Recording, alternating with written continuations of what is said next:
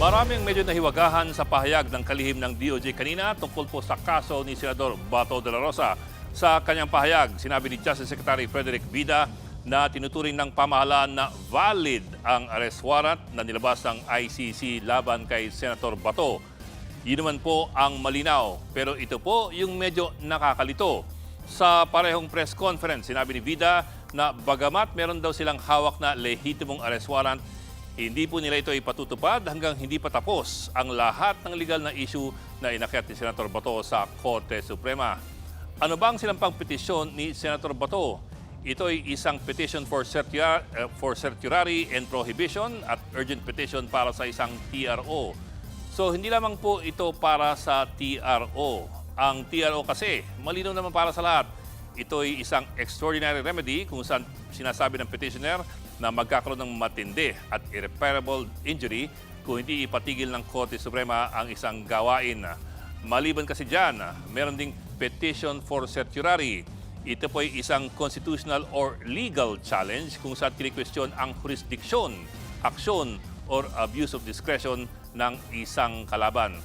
Pero ito po, sa nakaraan, may mga kaso na hindi man lang nagdesisyon ang Supreme Court sa isang urgent TRO petition. Kung sakaling iyan din ang mangyari sa petisyon ni Senator Bato, hanggang kailan mag-iintay ang DOJ bago magdesisyon kung ano na ang gagawin? Pangalawa, ang petition for certiorari ay pag-question naman sa jurisdiction or sa grave abuse of discretion. So medyo mas masalimuot po yan. At sa kaso din yan, walang garansya kung kailan matatapos ang Korte Suprema. Meron kasi mga nakaraang kaso kung saan sadyang nagtatagal ang Korte Suprema bago magdesisyon. Isa na riyan ang petition for a writ of habeas corpus na sinampa ng mga anak ni dating Pangulong Duterte para maibalik ang kanilang ama mula po sa The Hague, sa the Netherlands. Sinampa po yan noong March 2025.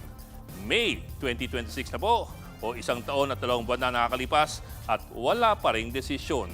Kaya't ang tanong, kung patatapusin muna ang lahat ng mga legal na issue, hanggang kailan kaya willing mag-intay ang DOJ? Eto pa, sinabi ng DOJ na walang manhunt operation para kay De La Rosa. Parang ang ibig sabihin, kung makita siya nakakalat-kalat, hindi naman po siya huhulihin. Pero kung susubukan ni Bato na lumabas ng bansa, diyan na siya aarestuin ng mga otoridad. Ano ang magiging basehan? Ang ICC arrest warrant na ayon sa gobyerno ay lehitimo naman pero hindi pa kailangang ipatupad. Mga kapatid, Ed Lingaw po, maging maalam at may pakialam sa mga napapanahong balita sa ating bansa. Para sa mas malilimang pagtalakay at paghimay sa mga issue at headlines, mag-follow at mag-subscribe sa social media pages ng News 5.